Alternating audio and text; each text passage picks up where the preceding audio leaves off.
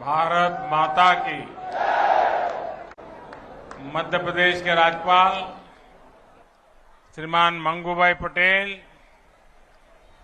मुख्यमंत्री भाई शिवराज जी, रेल मंत्री अश्विनी जी, अन्य सभी महानुभाव और विशाल संख्या में आए हुए भोपाल के मेरे प्यारे भाइयों और बहनों, सबसे पहले मैं इंदौर मंदिर में रामनवमी का जो हादसा हुआ, मैं अपना दुख व्यक्त करता हूं।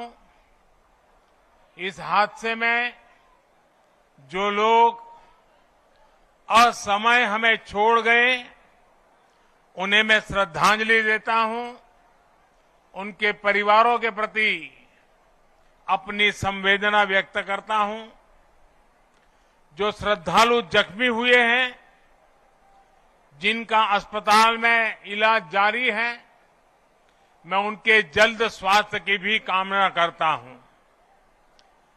साथियों, आज एमपी को अपनी पहली वंदे भारत एक्सप्रेस ट्रेन मिली है।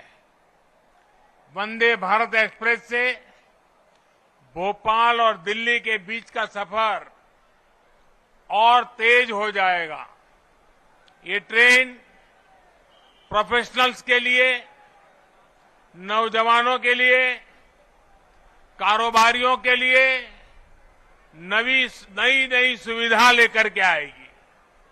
साथियों, ये आयोजन जिस आधुनिक और भव्य रानी कमलापति स्टेशन पर हो रहा है, उसका लोकार्पण करने का सौभाग्य भी आप सबने मुझे दिया था।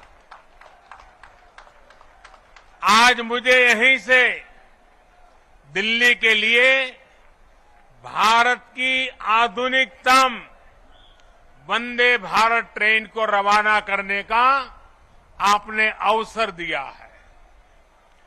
रेलवे के इतिहास में कभी बहुत कम ऐसा हुआ होगा कि एक ही स्टेशन पर इतने कम अंतराल में किसी प्रधानमंत्री का दोबारा आना हुआ हो।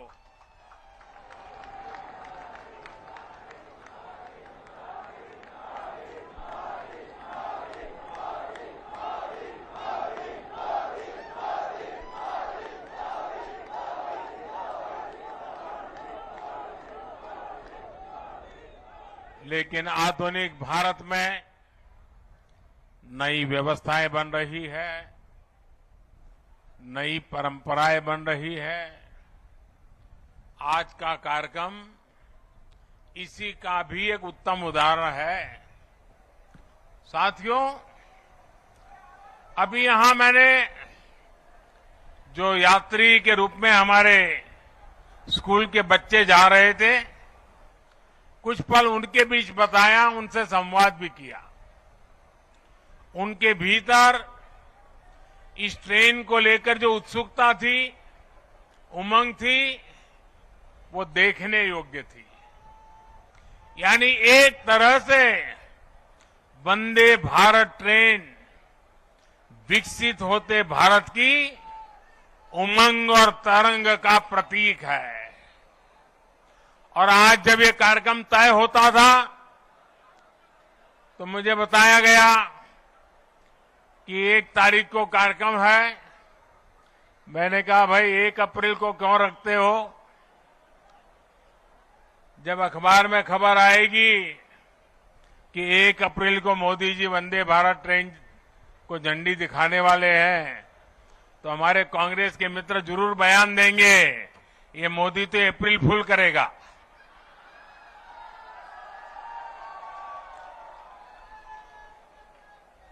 लेकिन आप देखते हैं 1 अप्रैल को ही ये ट्रेन चल पड़ी है। साथियों, ये हमारे कौशल, हमारे सामर्थ्य, हमारे आत्मविश्वास का भी प्रतीक है। और भोपाल आने वाली ये ट्रेन तो पर्यटन को सबसे ज्यादा मदद करने वाली है। इससे सांची स्तूप, भीमबेटका, भोजपुर और उदयगिरी गुफा जैसे पर्यटन स्थलों में आवाजाही और बढ़ने वाली है। और आपको पता है कि पर्यटन बढ़ता है तो रोजगार के अनेक अवसर बढ़ने लग जाते हैं, लोगों की आय भी बढ़ती है।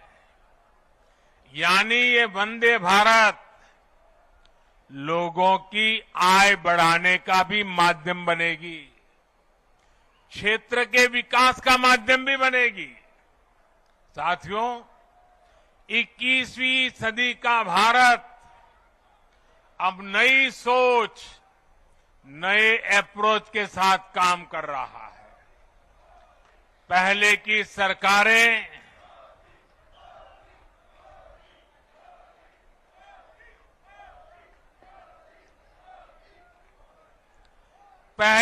सरकारें तुष्टीकरण में ही इतना व्यस्त रही कि देशवासियों के संतुष्टीकरण पर उनका ध्यान ही नहीं गया। वे वोट बैंक के तुष्टीकरण में जुटे हुए थे। हम देशवासियों के संतुष्टीकरण में समर्पित है। पहले की सरकारों में एक और बात पर बड़ा जोर रहा, वो देश के एक ही परिवार को देश का प्रथम परिवार मानती रही। देश के गरीब परिवार, देश के मध्यम वर्गीय परिवार, उन्होंने अपने हाल पर ही छोड़ दिया था। इन परिवारों की आशाएं, अपेक्षाएं, उन्हें पूछने वाला ही कोई नहीं था। इसका जीता जागता उदाहरण रही है हमारी भारतीय रेल। भारतीय रेलवे दरअसल सामान्य भारतीय परिवार की सवारी है। माता, पिता, बच्चे, दादा, दादी, नाना, नानी सबको इकट्ठे जाना हो तो दशकों से लोगों का सबसे बड़ा साधन रेल रही है। क्या सामान्य भारतीय परिवार की इस सवारी को समय के साथ आधुनिक नहीं किया जाना चाहिए था? क्या रेलवे को ऐसे ही बदहाल छोड़ देना सही था? साथियों, आजादी के बाद भारत को एक बनाया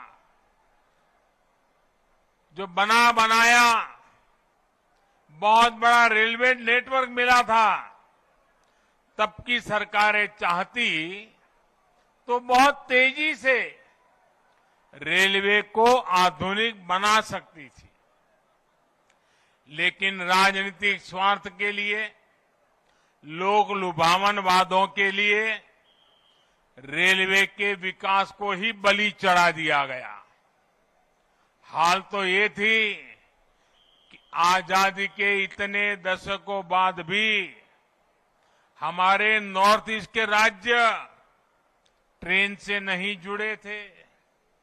साल 2014 में जब आपने मुझे सेवा का अवसर दिया तो मैंने तय किया कि अब ऐसा नहीं होगा। अब रेलवे का कायाकल्प होके रहेगा। बीते 9 वर्षों में हमारा ये निरंतर प्रयास रहा है कि भारतीय रेल दुनिया का श्रेष्ठ रेल नेटवर्क कैसे बने। साल 2014 से पहले भारतीय रेल को लेकर क्या क्या खबरें आती थी, ये आप भली भांति जानते हैं। इतने बड़े रेल नेटवर्क में जगह जगह हजारों मानव रहित फाटक थे। वहां से अक्सर दुर्घटनाओं की खबरें आती थी। कभी कभी स्कूल के बच्चों की मौत की खबरें दिल दहला देती थी। आज ब्रॉडगेज नेटवर्क मानव रहित फाटकों से मुक्त हो चुका है। पहले ट्रेनों के दुर्घटनाग्रस्त एक्सीडेंट होने और जान माल की हानि की घटनाएं भी आए दिन आती रहती थी। आज भारतीय रेल बहुत अधिक सुरक्षित हुई है। यात्री सुरक्षा को मजबूत देने के लिए रेलवे में मेड इन इंडिया कवच प्रणाली का विस्तार किया जा रहा है।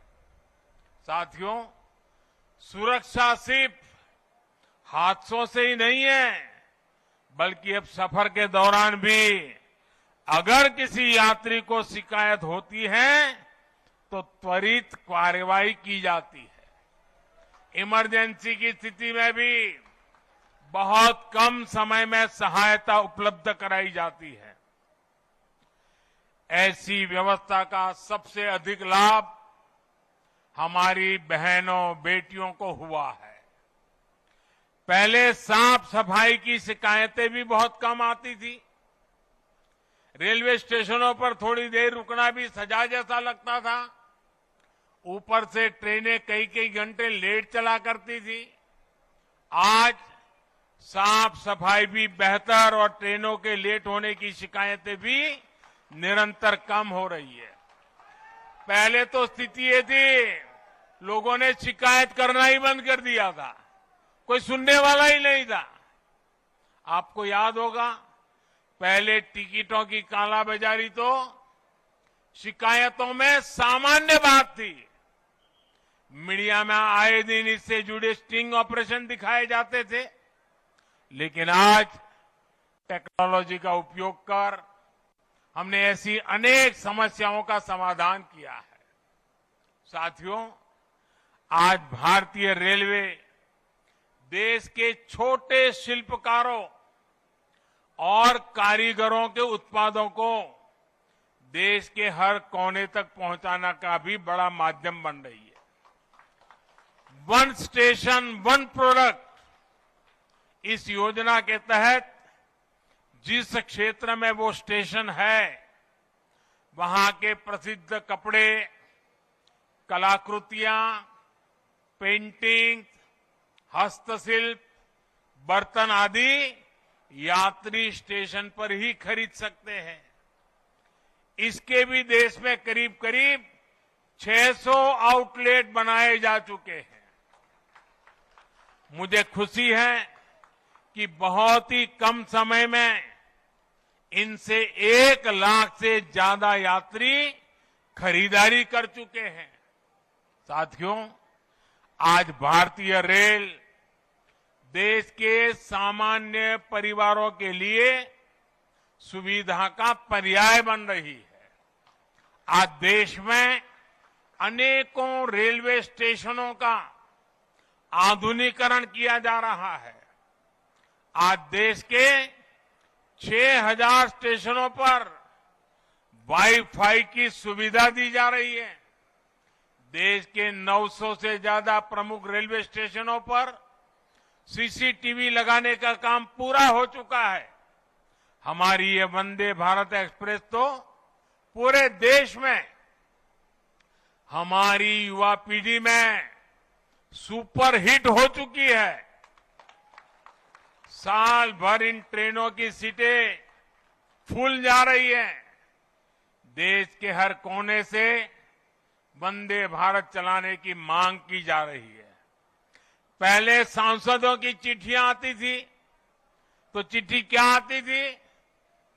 सांसद लिखते थे, फलानी ट्रेन इस स्टेशन पर रोकने की व्यवस्था हो, अभी 2 स्टेशन पर रुकती है, 3 पर रोकने की व्यवस्था हो, यहां रोकी जाए, वहां रोकी जाए, यही आता था।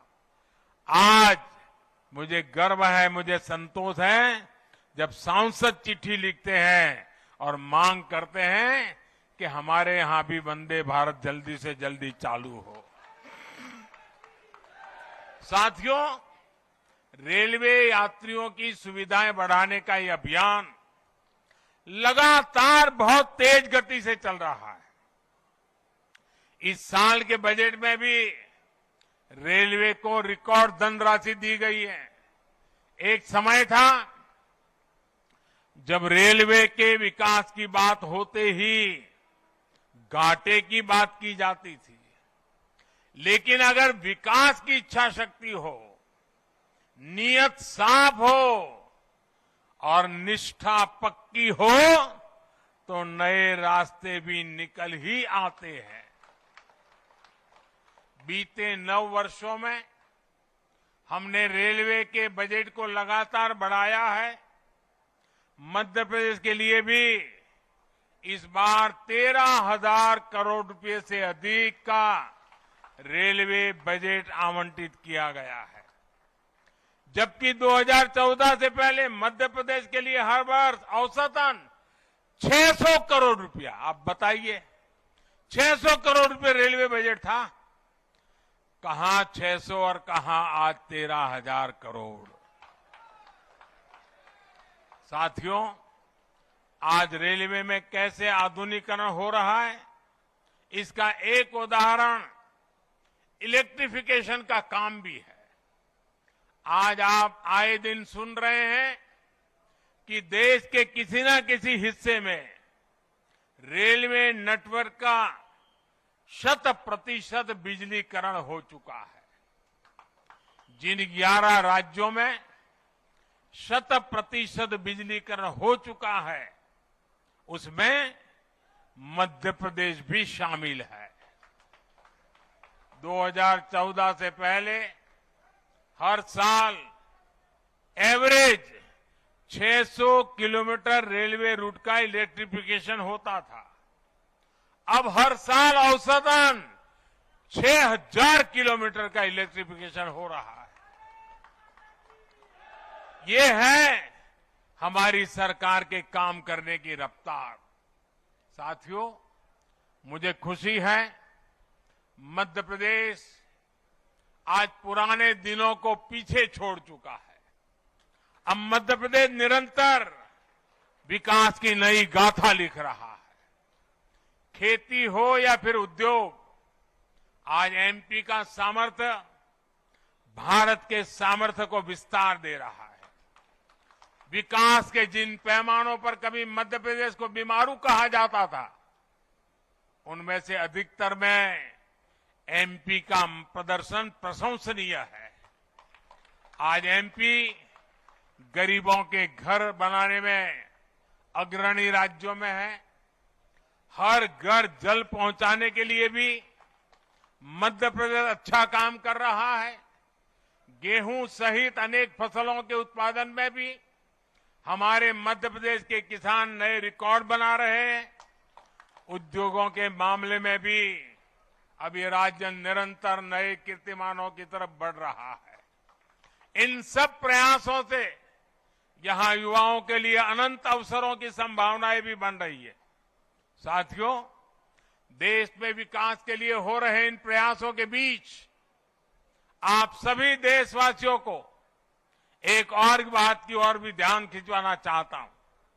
हमारे देश में कुछ लोग हैं जो 2014 के बाद से ही ये ठान कर बैठे हैं और पब्लिकली बोले भी हैं, और उन्होंने अपना संकल्प घोषित किया है। क्या किया है? उन्होंने अपना संकल्प घोषित किया है, हम मोदी की छवि को धूमिल करके रहेंगे।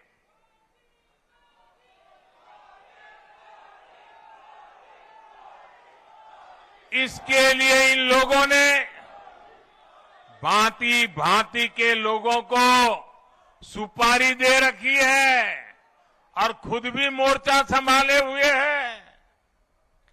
इन लोगों का साथ देने के लिए कुछ लोग देश के भीतर है और कुछ देश के बाहर भी बैठकर अपना काम कर रहे हैं। ये लोग लगातार कोशिश करते रहे हैं कि किसी तरह मोदी की इमेज को धूमिल कर दें, लेकिन आज भारत के गरीब, भारत का मध्यम वर्ग, भारत के आदिवासी, भारत के दलित, पिछड़े, हर भारतीय आज मोदी का सुरक्षा कवच बना हुआ है। और इसीलिए ये लोग बौखला गए हैं। ये लोग नए नए पैंतरे अपना रहे हैं। 2014 में उन्होंने मोदी की इमेज, मोदी की छबिल धूमिल करने का संकल्प लिया। अब इन लोगों ने संकल्प ले लिया है, मोदी तेरी कब्र खुदेगी। इनकी साजिशों के बीच आपको, हर देशवासी को देश के विकास पर ध्यान देना है, राष्ट्र निर्माण पर ध्यान देना है। हमें विकसित भारत में मध्य प्रदेश की भूमिका को और बढ़ाना है। ये नई वंदे भारत एक्सप्रेस इसी संकल्प का ही एक हिस्सा है। एक बार फिर मध्य प्रदेश के सभी नागरिक भाइयों बहनों को, भोपाल के नागरिक भाई बहनों को इस आधुनिक ट्रेन के लिए बहुत बहुत बधाई। हम सभी का सफर मंगलमय हो, यही शुभकामना के साथ बहुत बहुत धन्यवाद।